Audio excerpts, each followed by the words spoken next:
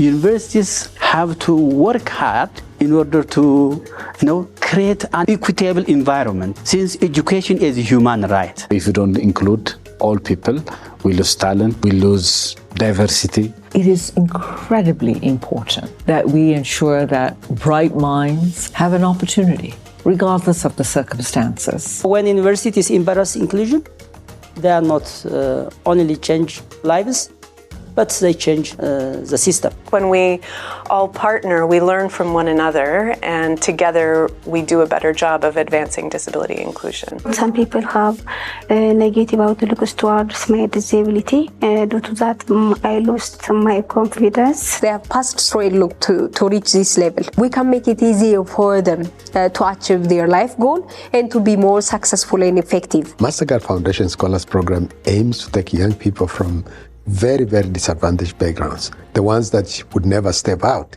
when you go out on the street and says, I have a scholarship. Looking for those.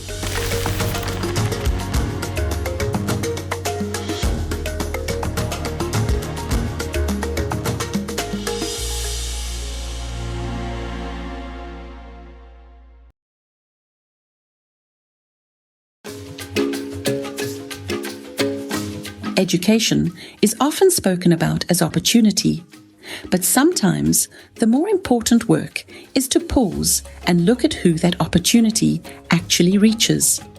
When we think about education and the opportunities for education, we really need to ask ourselves, who's here and who isn't? And for us at the Mastercard Foundation, our minds immediately travel to young people who have had to flee their homes because of conflict, young people who are refugees, who are displaced, and young people who, in some cases, may be hidden at home because they're living with a disability. We believe strongly that everyone, irrespective of his or her beginnings, should have the opportunity to learn and prosper. And you will find that young people who are talented, but they come from disadvantaged backgrounds, don't get the opportunity to learn. They don't get the opportunity to get a quality education. And so they don't get the opportunity to really bring out their best to transform their lives and those of their communities. Turning that belief into something practical meant working with institutions that were already asking similar questions. Queen's University has an international center for the advancement of community-based rehabilitation. It's been at Queen's for the last 30 years, and we submitted about 10 years ago a project proposal to the Mastercard Foundation to implement work that we wanted to do in partnership with the foundation. The foundation got back to us and said there was an institution in Ethiopia that had a similar center and had recently submitted a similar type of proposal to them. So they said, would we be interested in speaking to one another and figuring out what good work we could do together? So we said, absolutely. The Mastercard Foundation was a matchmaker of sorts, and the rest is history. So we've worked with the University of Gondar to create a project that speaks to both our institutional priorities and the priorities of the University of Gondar. The University of Gondar, since its establishment in 1954, has educated more than 110,000 students from all over Ethiopia and beyond. And these students came from different culture, different language, and different academic life. And this diversity has increased or enriched our inclusive culture. But the breakthrough inclusive culture came after we partnership with Mastercard Foundation and Queen's University. After this partnership, we able to build a system, an inclusive education system. And because of this, University of Gondar became a university of choice by students, especially students with disability. That work at the institutional level shapes the environment students step into. but its meaning becomes clearer when you listen to the people moving through those spaces and what inclusion looks like from where they stand. I grew up in the rural area. My parents are farmers. Inclusion for me is being accepted and getting equal access for opportunities, education, trainings, job, and participating in social life without being judged by my disability I have. Most of the people with disability, they didn't get quality, equitable education like people with non-disability. So because of this, we have an agreement with the MasterCard Foundation Scholarship Program since 2016 because of the gaps that we have identified that there is no higher institutions that provide this equitable education for all marginalized, especially for people living with disabilities. That gap isn't only about access to a university, it's about what happens after students arrive, whether they are actually able to take part, to learn, and to contribute. Inclusion. It's not just ticking a box and a segment of the population is present. It's going way beyond to understand how can you really participate and what it will take to contribute and enabling that to happen. A strategic priority of the University of Gondar was to have more faculty members educated at a PhD level. So with the University of Gondar, we welcomed 44 of their faculty members to come to Queen's to do PhDs in a range of different disciplines, with the uniting feature that all of the dissertations with those PhDs had to be related to disability inclusion in Ethiopia or in Africa more broadly. So we've welcomed faculty members from education, history, rehabilitation science, nursing, engineering, a whole range of disciplines, because disability inclusion really needs to take a holistic approach. Over time, that approach started to show in the people who were part of the work, in how they were trained, supported, and how they carried it forward once they returned. The first thing we did is investing heavily in training, exchange programs, and participating in planning and evaluating of the program. The other thing is we used the faculties and the staffs who took their training in Queen's. So this faculties and faculties and staff who did their masters and PhD at Queen's University are returned, and they are now the champions of inclusive education. That kind of investment changes how teaching happens day to day. Before taking the training on inclusive education, I was not able to understand pedagogical accessibility. So after taking the training, I am able to take into consideration how to make my classroom accessible for students, like my teaching methods, the assignments that I give, the exams that I provide, and even the grading system. It could be measured, right? A lot of opportunities and possibilities came because of this partnership. I got the chance to study there in occupational therapy, which was not available in my country. So after studying there, we came back and established the department, and we graduated the first batch of BSc in occupational therapy students. I lead a social enterprise called Grand Assistive Technology Center, where we work to improve access to assistive technology and associated services for kids with disabilities and youth with disabilities and their caregivers. After I came to University of Gondar and I joined University of Gondar, I got so many opportunities, like trainings, academic support, and mentorships. So due to that, my lifestyle and my confidence had changed. The University of Gondar was a leader in establishing physical therapy in the country. They were the first institution to have a training program for physiotherapists, and they wanted to also do the same for occupational therapy. So they worked together with Queen's University occupational therapists and others to develop the first ever undergraduate occupational therapy curriculum at the University of Gondar. And that curriculum is now approved by the World Federation of Occupational Therapists. So that's a really exciting piece because we're building this cadre of experts in rehabilitation and inclusion and accessibility and assistive technology, and it's wonderful to see their passion for inclusion, and that's only going to grow in the country as we graduate more and more professionals. Alongside that work, there was a need to listen more closely to the young people these systems were meant to support.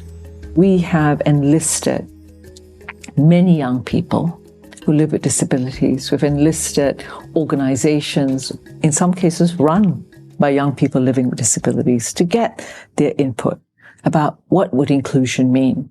And for many, that means not only just being able to come to school and to get that education, but perhaps in some cases having the right kind of assistive technology. If they're visually impaired, or they have a hearing impairment, but the right kind of technology that enables them to just participate in the classroom, participate in learning and contributing to the classroom. For some, it's somebody else who might be able to actually write what they are saying, so that their ideas could be conveyed. In order to understand human beings, we might study animals. When we talk about inclusion, it's not only about for students with disability. What we have to remember is our students might have different needs depending on their background and their experiences in learning. So, in my experience, there were students that were students with disability, and they have different types of needs. I started planning my assignments, my classroom teaching lessons, and also my exams and quiz to be accessible for all individuals in the classroom. In that way, it will be supportive not only for the students but also for me, since I will be able to deliver a course that's being understood by all the students. The inclusion is a major piece of the foundations. Actually, we say it's part of the foundation's DNA, because it's the vision statement that everyone, irrespective of his or her beginnings, should have the opportunity to learn and prosper, recognizes that it's not only the people that are out there who can, seize opportunities as they get exposed to them, but rather everyone, even those that are not exposed to opportunities, we should make an effort to reach them and make sure that we include them in what we do. Living up to that commitment often comes down to the everyday choices universities make about their spaces and services. The University of Gondar takes a comprehensive measures to make our campus accessible for people living with disabilities. We established a committee. That committee having a checklist to assess whether our campus is accessible for people with disabilities. And then, based on the reports that we have received from the committee, we rearrange. The very challenging problem is the changing the mindset. So the mindset in terms of disability or other forms of inclusiveness is very low. But because of the big commitment in the leadership, staff, faculties, and other stakeholders, we became able to manage all those problems. For lecturers, those challenges are encountered in the rhythm of everyday teaching. The most challenging part in delivering inclusive education is providing exams for students with visual impairment. They are taking exams outside the classroom and someone is reading the exam for them. So sometimes they need more time. Sometimes even their reader or assistant might not be able to understand like the concepts that are being asked. Sometimes their even audibility matters, and also sometimes there might be environmental issues, like there might be rain or there might be sunlight, so it's hard to address or to solve challenges related to providing exams, especially final exams that's being given to students. Living with those challenges over time affects more than learning. For many students, it begins to shape how they see themselves. My biggest challenge was fear, low confidence. Due to that, I lost opportunities because I can't change I can't change one time because of my past history, and then after I join, it takes time, but it changed through different trainings and life skills workshop, networking, like friends,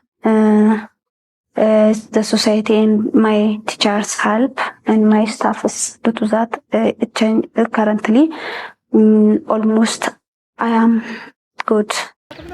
Experiences like this don't end with one student. Over time, they prompt bigger questions about the kind of education systems being built. Education in Ethiopia, in Africa, also, I think it should not be so much theory focused, but it should be based on and rooted on local realities and contextualized, and also should be inclusive and practical. That way, it can also be able to solve problems, and that we can be leaders but not followers. And as more students begin to seek out inclusive spaces, new pressures emerge. A brain drain. Some of the masters, they have already completed their master's program, but they didn't return back to Ethiopia, University of Gondar. That's an unexpected problem. And the other thing, now students with disability in all over the country, in all over the University of Ethiopia, when they are assigned from these 47 universities, public universities in the country, all they requested to come to Gondar. This attraction brings a challenge, resource challenge. There are students who get support from the Mastercard Foundation program, but there are also other students who didn't get this support. Still, there is a problem now to make this align each other. The partnership between Queen's and University of Gondar is really special because we both are bringing things to the table and we're both learning from each other. Queen's has areas where we need to improve, and Gondar has really caused us to think critically and work on areas on our own. And similarly, Queen's has brought ideas and expertise to University of Gondar that they might not have had otherwise. So I think when we all partner, we learn from one another, and together we do a better job of advancing disability inclusion. Students with disability prefers to join the University of Gondar because of the initiatives we took, and because we took inclusiveness as one of our priority area. And students and faculties are more empathic, collaborative, and socially aware. in teaching procedures, students actually enjoy like inclusive education. The only thing that they might not enjoy is about like the assignments. I might assign students with disability with others without disability, and like they might not be able to communicate well. That's the thing that needs to be currently worked on, but the rest of the issues, they are acceptable by students and they even enjoy it mostly, like they say it's a good way. Those classroom experiences point to a bigger question. What needs to be in place beyond the classroom to support learning fully? I aspire to see that all people with disabilities, learners with disabilities, children with disabilities, youth with disabilities have access to assistive technology that they require. I would like to see that assistive technology being recognized as an essential health product that is integrated into health systems, education systems, and all systems across life. And policy change is needed. For example, it should be recognized. I want policy to recognize assistive technology as essential. A policy change would help, for example, to support local innovators, local social enterprises, to work on manufacturing and distributing and all assistive technology services. Investing on inclusive education brings quality in the University of Gondar, not only in the University of Gondar, but also in all universities in the country. Investing in people with disability means including all the different people and bring in one table, so that encourages competition among the different peoples, competition among the different perspectives, competition among the different people who have different philosophies of life. That increases quality in the university.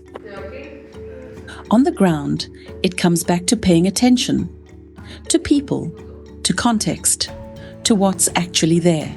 Anyone who is willing to practice inclusive education first have to understand the type of the disability of a person and the type of students that they are teaching. The first thing that's important is not what we think. What's important is what's in the environment, like the reality. So what type of needs do they have? What type of available materials? What type of available knowledge do we have? So by incorporating what we know, what we have, and what the students need, there might be a better inclusive education setup for students and also for teachers. I have to give advice for my friends and young learners challenging with similar difficulties like me. Look at me. I reached this level and I am continuing. So never give up. Even you are struggling with so many difficulties. That encouragement carries real weight. It also points to the importance of having real opportunities beyond education. They do have the right to get quality education. They do have the right to get equal education. They do have the right to get any kind of education that the non-disabled people who get. So that is our social responsibilities to create justice and equal opportunities for all. I hope that in the future, all children with disabilities have access to education and that they're able to study in the disciplines of their choice for as long as they want to be in school. And I also hope that scholars with disabilities get the jobs that they want afterwards and have opportunities to contribute to society on the same level as anyone else. The focus then turns to how more institutions might begin to see their role in the same way. My vision, my hope is that over time we will see more and more institutions in Africa and globally recognize this segment of young people from very disadvantaged backgrounds as a key segment of students they need to bring in, but also the environment within the institutions, make it such as to be supportive to this type of learners so that many more of them can come in. Other universities can learn a lot from the University of Gondar. The most important thing is inclusive transformation is possible through the right partnership with the right leadership and commitment. In the end, inclusion changes how institutions see possibility and who they choose not to leave behind. They are speaking about the pride that it provides them to know that they are not leaving behind talented, smart, brilliant minds, and that they too are, in some cases, adapting classrooms, creating centers of excellence, not just for MasterCard Foundation scholars who may be living with a disability, but for all scholars. And in so doing, all students at their institution. And in so doing, we are normalizing, if I could use that word, what it means to have all segments of society participate at an institution like a university, but largely to participate and to contribute to the betterment for all of us.